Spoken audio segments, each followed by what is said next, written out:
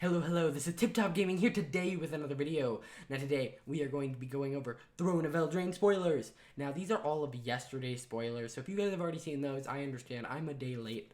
That's fine, but I wanted to keep those of you who use me as one of your only primary sources of news in the loop. So we're going to go over these now, and then within the next hour, there should be today's spoilers. So why don't we get into this? We're going to go, obviously, in WUBRG order. So we're going to start with Giant Killer. It's a 1-cost, 1/2 rare human peasant, and you can pay 2 and tap it to tap target creature. I think we have a better version of this now. It's a 1-cost, I believe it's actually a 1/2 as well, and it says pay 1 white and tap it to tap target creature with power 2 or greater. Now, while this can tap, like, 1 power things, those generally aren't the things that are that scary. They can be, but they're not that generally as big of a threat. So I feel like the other card is just better. But it does, of course, have the adventure part, which is a 3-cost instant adventure. Chomp down. Destroy target creature with power 4 or greater. So for those of you who don't know, I'm only going to explain this once per video. Adventures, you can cast the left side, like the storybook part, first, and then exile the card when it resolves. And then you can cast the creature later, or you can just cast the creature. But once you cast the creature, you can't cast the instant part or sorcery part. So yeah, you just destroy target creature with power 4 greater. Again, that's just useful. Generally, the bigger threats have power 4 greater. And to have this as an optional thing in case you draw it later, I think this could go in some decks. It's rare, so they think so, obviously. Let's get to the next one. Fairy Guide Mother.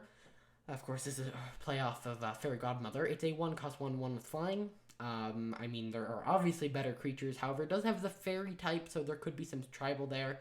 But there is a 2-cost sorcery that says target creature gets +2/+1 and flying until end of turn.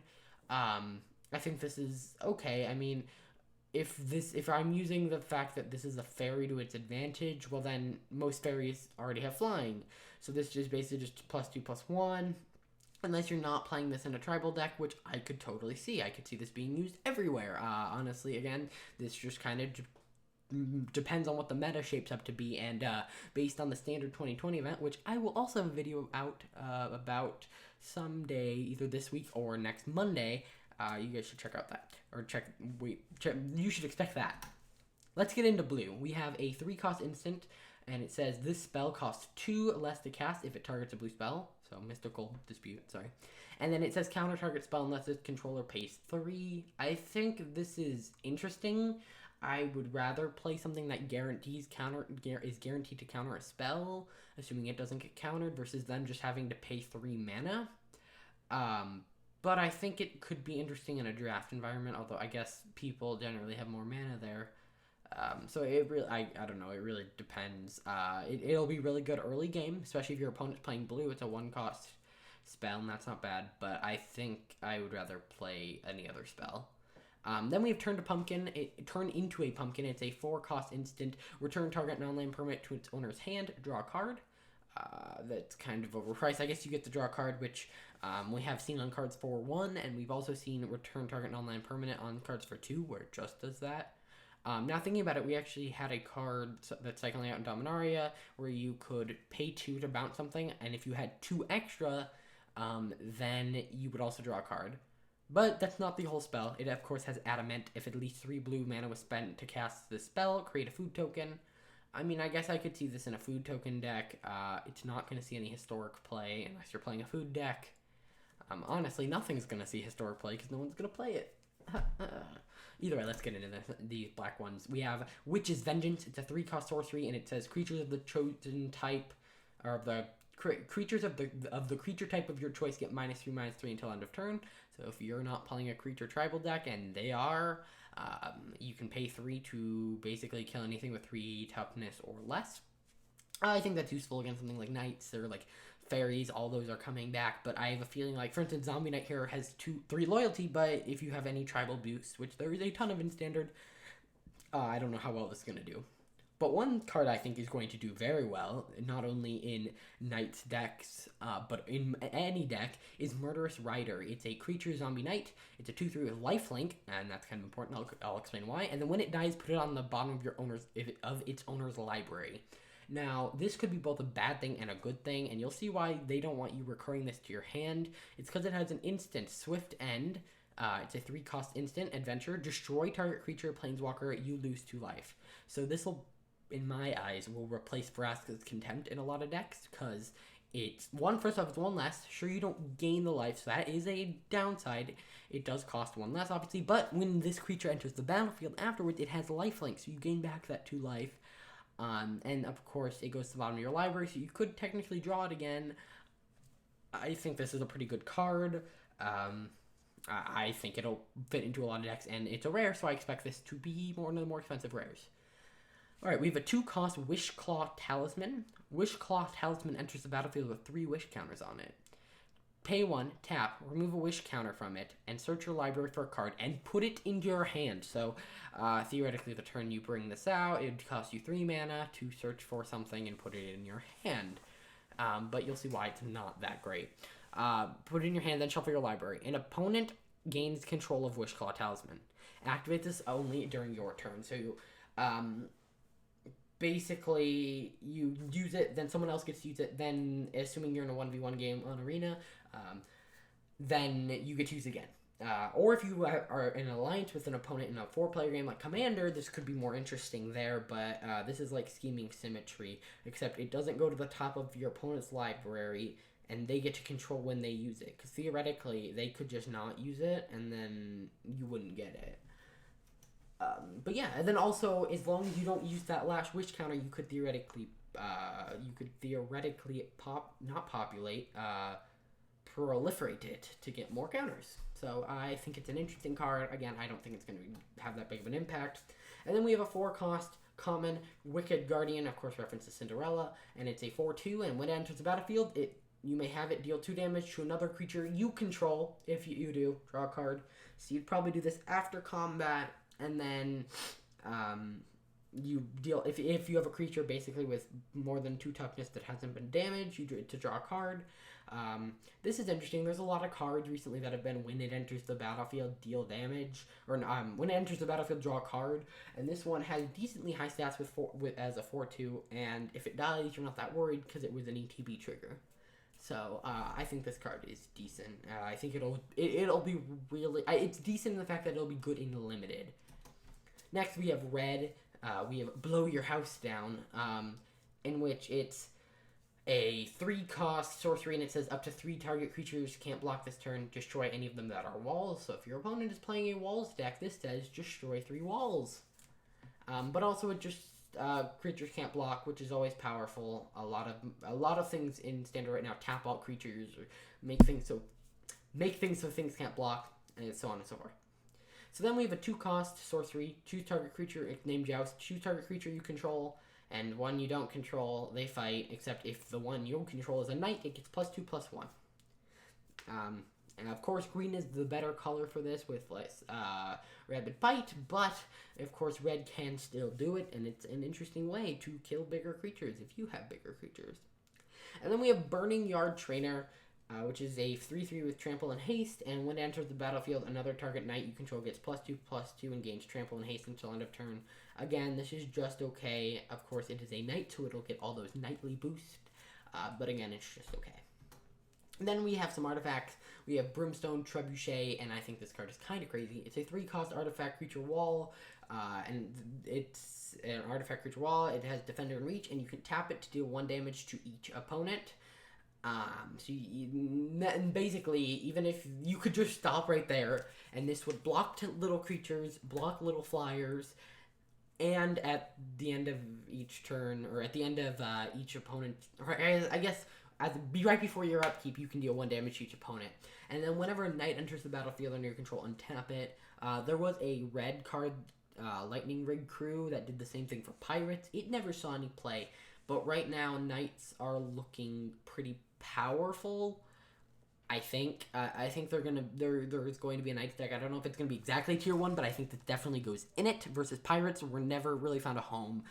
So I think if Knights are a deck, this will be in it because that's kind of crazy. It says whenever you play a Pirate, each opponent loses 1 life. If you remember to activate it. And that's kind of crazy. Next, we have Embercleave. It's a 6-cost legendary artifact equipment mythic. and it has flash. This is the second flash equipment we've seen in the set so far. And it says this spell costs 1 less to cast for each attacking creature you control. This is crazy. I mean, I could see you turn 3, maybe not turn 3 casting this, but turn 3 you could have 4 creatures to attack. Like turn 1 play something, turn 2 play 2 things, turn 3 play something with haste or Chandra or something. Not that crazy to think about in red, and then you'd have to actually pay the 2 red, which is where it does see its downfall. And then when it enters the battlefield, attach it to a creature, obviously, otherwise flash would be kind of useless. And here it is. Equipped creature gets +1/+1. It has double strike and trample, so that's a lot of damage. It at least increases it by 2 damage. If for some reason you're attacking with a 0 power creature, it does that. It also gives them a first strike-esque effect and trample. And if you guys don't know trample and double strike, if for instance you kill the creature on the first swing, then the second swing actually goes through to the person. So that's a very dangerous combo. Next we have green. We have Wicked Wolf. It's a 4-cost 3/3 rare wolf. And Wolf Tribal seems to be also a thing that they've been building up recently, so keep that in mind.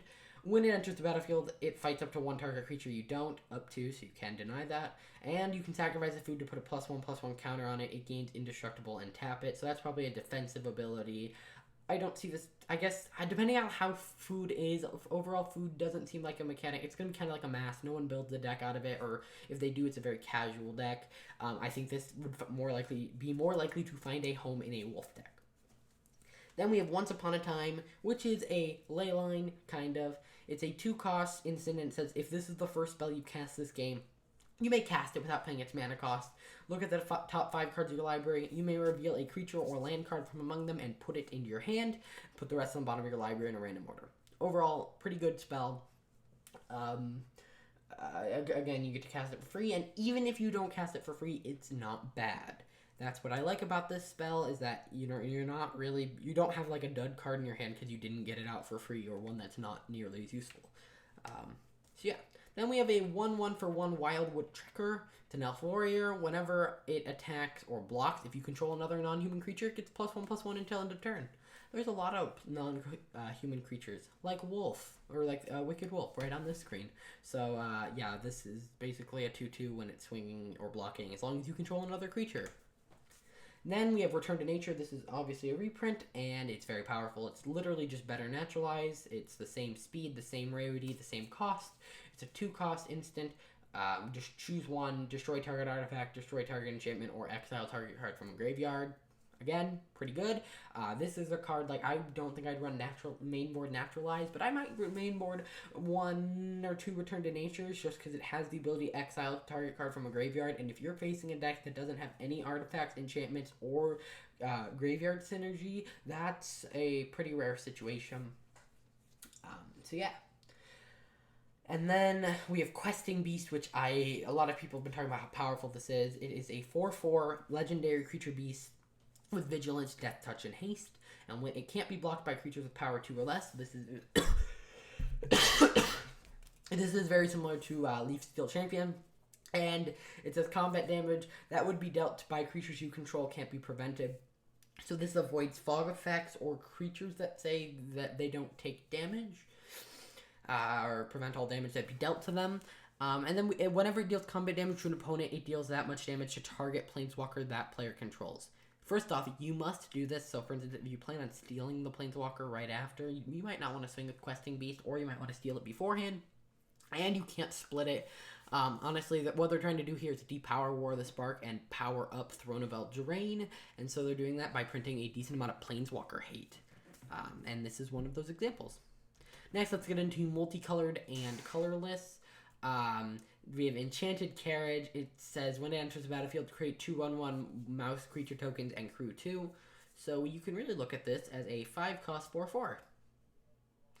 I guess it's colorless. So I realized that I did not put the translation for this card.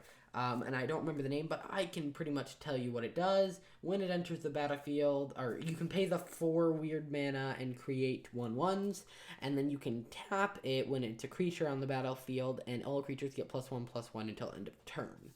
So that's what it does. I'm sorry, I forgot. Then we have Doom Foretold. It's an enchantment. At the beginning of each player's upkeep, that player sacrifices a non-land, non-token permanent, including you. If that player can't, including you, they discard a card, they lose 2 life, you draw a card, you gain 2 life, you create a 2/2 white knight creature token with vigilance, then you sacrifice this permanent. So there's a couple things to note, and so this is basically just slowly picking off your creatures, and yeah, I saw a lot of people being like, well, at worst case scenario, you just have to discard a card, lose 2 life, draw a card, gain 2 life, and then create a 2/2 white knight. But what I don't see a lot of people realizing is that it says non-land, non-token, so you could sacrifice this. So for instance, if you're like, oh, I don't want to sacrifice this anymore, or sacrifice things, you can just destroy this. In the end, I don't think it's really that great. I'd rather just board wipe. I know I don't get the 2 life card or 2/2 white knight, but it also just kind of sets everything fresh, and it's not something that my opponent can just kind of fight while it's also affecting me. I guess the one advantage here is that when I want it to stop, I can just sacrifice that. So yeah. Then we have Jousting Dummy. It's a 2-cost 2/1 with ability. Pay 3. It gets +1/+0 until end of turn. And by the way, this is the Scarecrow, so it might go in a Scarecrow deck. I could see this, I guess, going in a Knights deck depending on how Knights work and how they are.